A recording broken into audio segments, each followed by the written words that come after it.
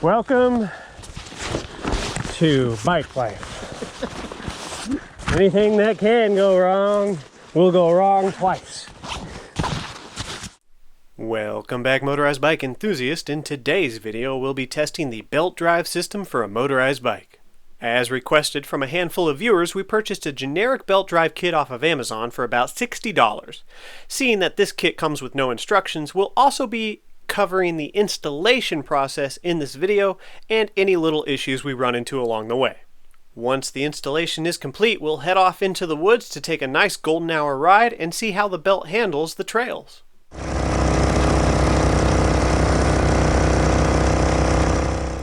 As with a handful of things I test on the channel, I noticed with the belt drive kit that there aren't very many videos about it. Kind of for the same reason you don't see a lot of follow-up videos on the jack shaft kits or the shifter kits.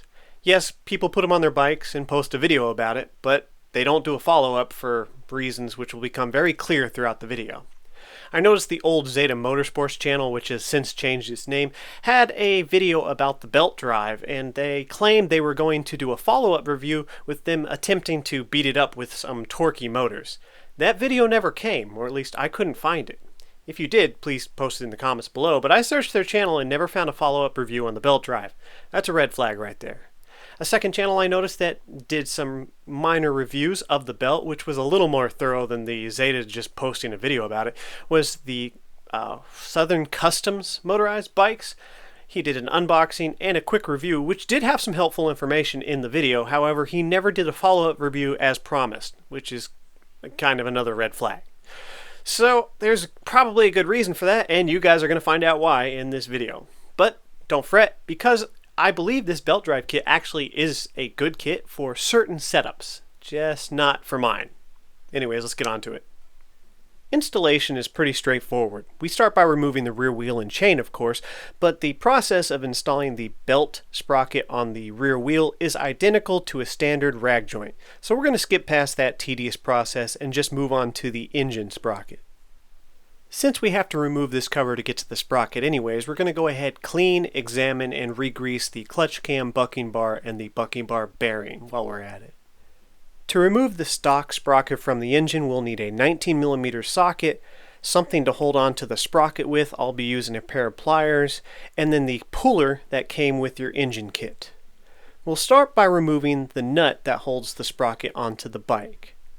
After that's been pulled loose, we'll make sure that we remove the lock washer inside the sprocket. New builders will tend to strip out these pullers and or sprocket threads all the time.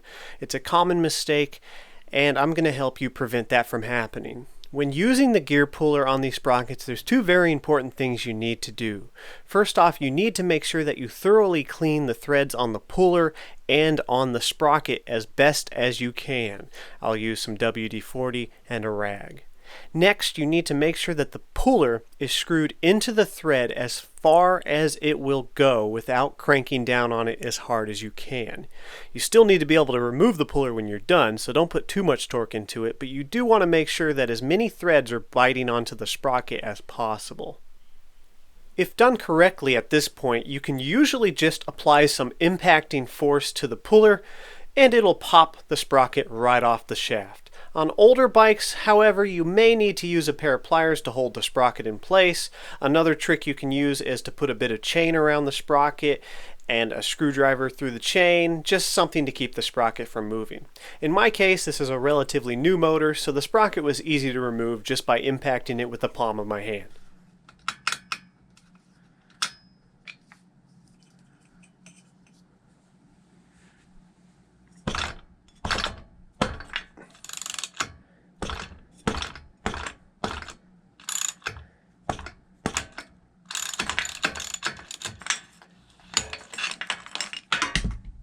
Once we remove the puller tool from the sprocket, you can see just how few threads actually engage the sprocket. Only about 4, which is why it's so important to make sure that these are screwed in as deep as you can get them. Now once you've removed the sprocket from the shaft, make sure that you don't lose your woodruff key, because the new belt drive kit doesn't come with a spare. These can sometimes fall out, but they'll usually stay in the shaft. For me, installing the belt drive sprocket was pretty simple. I just lined up the notch with the woodruff key and used a rubber mallet to seat it in place. I'm not trying to beat the sprocket on as far as I can. I want the nut to actually set the sprocket in place because this is a very thick sprocket compared to the stock one, and if you push it in too far, you can probably cause it to rub on the case of the motor. Not really a big deal, but it's unnecessary wear. For tightening the nut, I just add a rag around the sprocket, clamp onto the sprocket, and then tighten.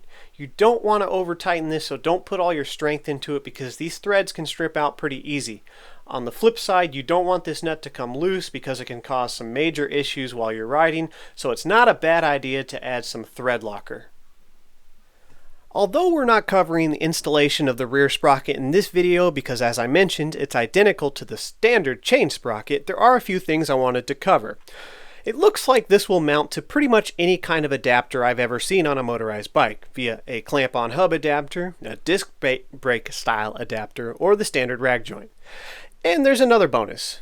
This is beveled the same on both sides, so it doesn't matter what direction you put this onto the bike, it's not going to change your alignment. But if you do need to play with belt alignment, say push it further away from the rear tire, it looks like you can fit this right over something like a 36 or 32 sprocket to give you a few more millimeters of play. On the flip side, if you needed to move the belt closer to the rear wheel and further away from the frame, you can take one of the rubber rag joint adapters and slice it in half, as I've done before when using a large 56-2 sprocket. So various different ways you can play with belt alignment. For us, I'm just going to remove the stock sprocket and stick it on the bike, and our alignment's pretty good. Not perfect, but we can play with that some more in the future. Since I have the rear wheel off, here's a quick tip, which I do to most of my Cranbrook frames, is I'm going to take some wide washers, they're pretty thick, and I'm going to add them to the axle where I screw on the nuts. This helps prevent the frame's tangs or dropouts from spreading open as you torque down the rear wheel. Good little tip. Now let's move on to some of the issues we had installing this belt drive onto the bike.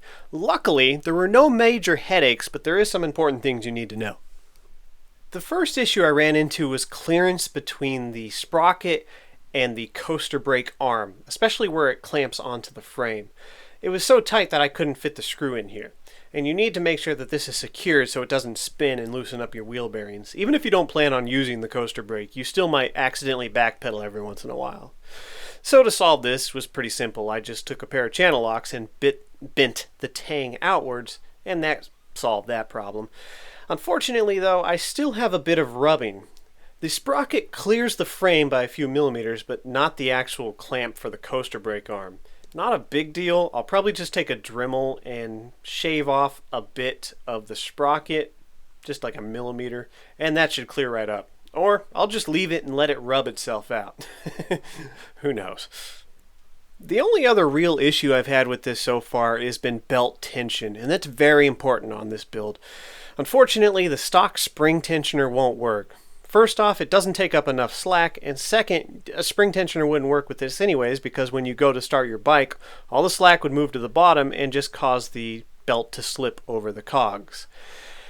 So we have to use a standard stock tensioner. Not a big deal, but unfortunately the included pulley that comes with this kit has some major design flaw issues. The first one is that it uses a dual bearing setup. This doesn't seem like a big deal, but the problem is when you go to tighten down the nuts for the pulley, it crushes the bearings. It pulls them together and causes them to collapse. So it's a very poor design. You can't use it on a standard spring tensioner mount because if you tighten it enough to hold it in place, it crushes the bearings and it won't move. But if you leave it loose, you have no adjustment and nothing to really secure it to the mount itself. So instead, I decided just to use the standard single bearing stock pulleys that comes with your generic motorized bike kit. I have a handful of these. I thought about using a spring one, but they're kind of small and they also use a dual bearing setup, but that works on the spring pulleys for different reasons, which we might get into on a different video. Unfortunately, the stock pulleys that come with these kits for chains are just a little too thin to fit the belt, but not much. So we were luckily able to take a Dremel with a sanding wheel and open them up just enough to fit the belt. With the installation complete and the belt tension as tight as I can comfortably get it, we're going to head on over to my buddy Lance's place to hit up some of the back roads for our first test ride.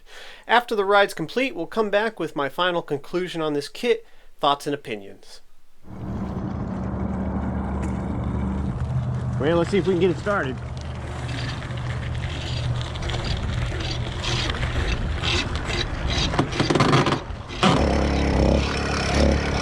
Wonderful sound to start with.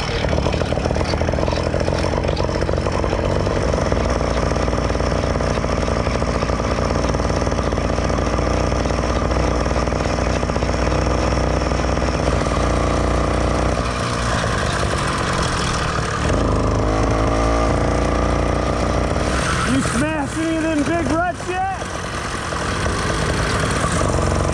Hey, well, watch out for those.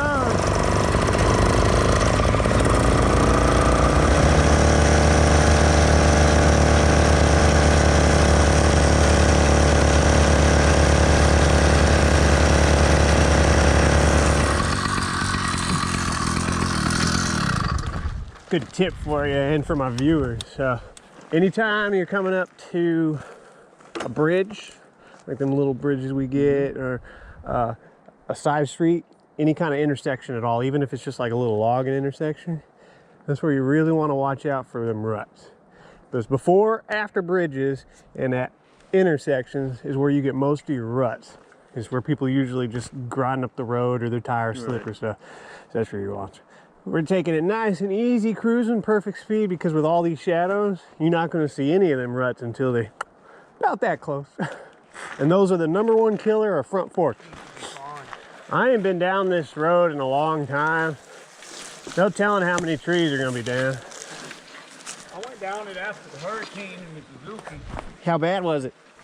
It wasn't too bad. They had cleared it, but I hadn't been down it since the snowstorm. Yeah,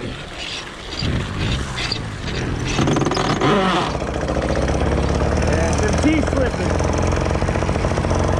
I need a decompression valve. That's what I need. I know. But people wanted me to test it, so I'm testing it.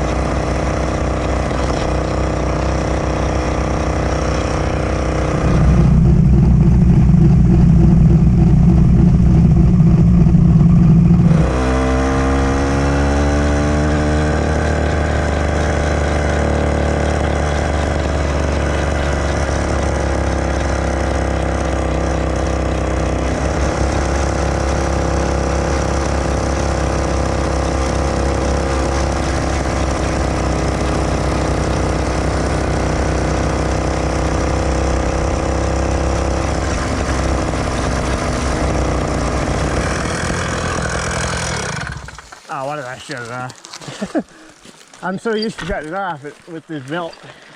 Don't want to break it here. That's something you gotta watch out from the stock exhaust when you're going over logs. Yeah. Yeah, I mean, you were fine. I just a big log. You can pull out your exhaust stud.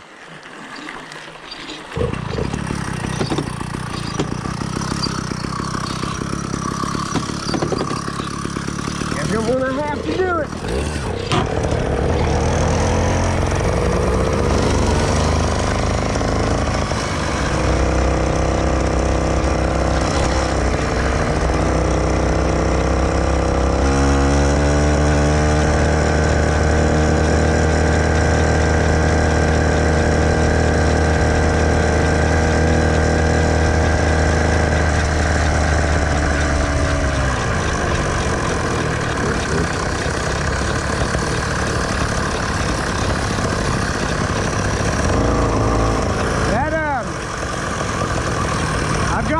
A few times with my trail bike.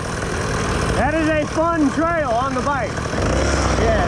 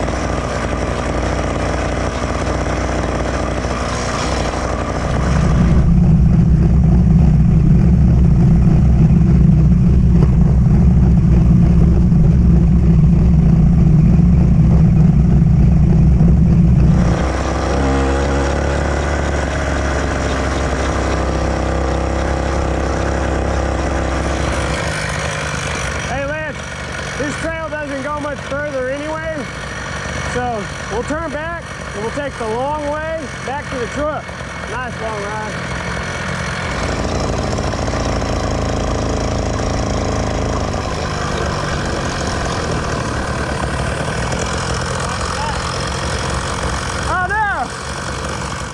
You have two options. We can fix the flat, or I can go get your truck. Be a lot easier to fix it at the house. I mean, we'd have to pull the whole wheel off, huh? I've done it before. Yeah, but you got like a pump and all in there? Yep. What you want to do? I don't care. Either way, my bike don't have a flat, so. I guess I'll walk it out and we'll go get the truck. Well, you can get to the gate. Okay. Give me your keys.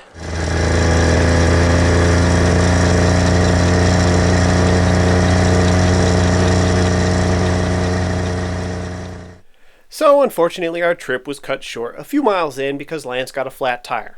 And although we did have all the tools on hand to fix it if we needed to, it was one of those rare situations because there was two of us, we didn't need to. With more people in the group, there's more chances of something going wrong, but there's a good chance that somebody's going to be able to give you a ride. So we took his bike home, fixed the issue, it was all good, just a standard puncture. This trip, along with a few short test runs around town, have given me a pretty good idea of what to expect with these belt drive kits, so here are my thoughts and opinions, but do remember this is only my first video testing this, and these might change in the future, especially if we can solve the one major issue. I really like the idea of a belt drive system on these motorized bikes because of all the positives you get out of them. Less maintenance, you don't have to oil them and clean them. They're less destructive if they break or come off the sprocket. You can freewheel instead of binding up your engine and locking up your rear wheel, so that's definitely a lot safer. They're a lot smoother. Running mid and high RPMs really buffers out all the little vibrations. The ride is just nice, and it gives you more confidence when you're going faster. You're not so worried about the drivetrain.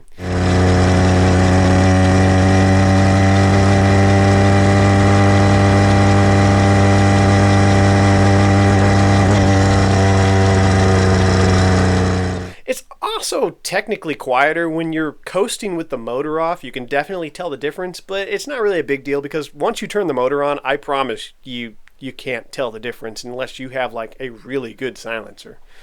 So yeah, they're quieter, but not a big deal. Unfortunately, the major issue I ran into, and really the only issue I ran into other than a little bit of rubbing with the sprocket and the coaster brake arm, which you heard in the video, that'll go away over time or I'll deal with it. But the only real issue I ran into is belt tension.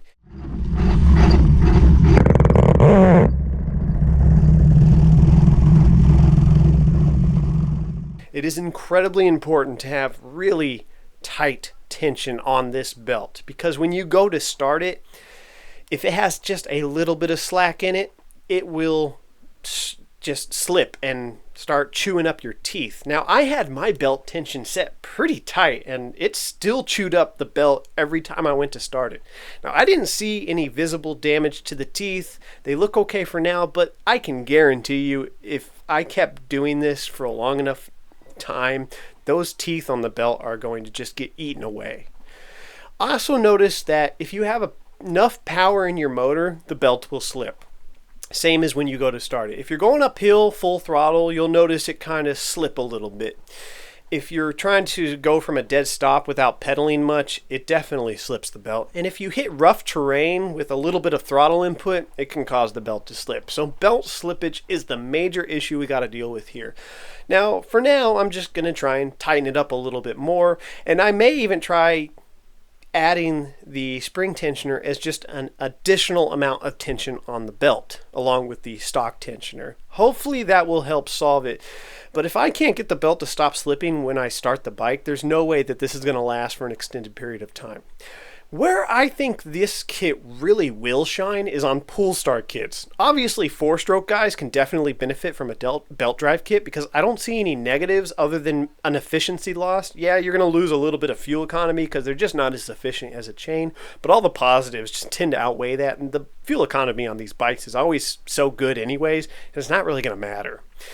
But a pull start kit is really probably something that's going to be beneficial to a belt drive system. The big unfortunate part about that is that there are no good pull start kits for two strokes. At least I have never found a good pull start kit. Every single one I see has absolutely terrible reviews, and this isn't a matter of price. Even if you're willing to spend more money on the best one you can find, it still seems to suck. Everybody in the Discord server I talked to about the pull starts say they had to do a lot of work to them and replacing parts, fixing stuff to make them semi-reliable, which is kind of a bummer. So it's a little ironic that the major downfall of this belt drive kit is not necessarily the kit itself, it's just the fact that two strokes lack a good pull start. So this kit is brought to its knees because the quality of something unrelated to it sucks. Anyways, that's pretty much all I got for now. If we can fix that issue, I think this is going to be a great addition to the motorized bikes, but until then, we're just going to have to see what happens. Alright guys, hope you enjoyed the video, and ride safe.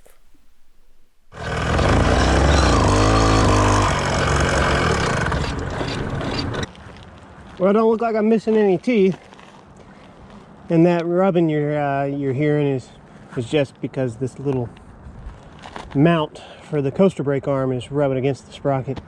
I'll probably just let that sort itself out. I might take a Dremel and sand down the sprocket a little bit. All right, let's go get Lance. Stranded with his flat tire. Got some bonus footage for you guys. A few 1-inch aerial salutes. These are gonna be banging.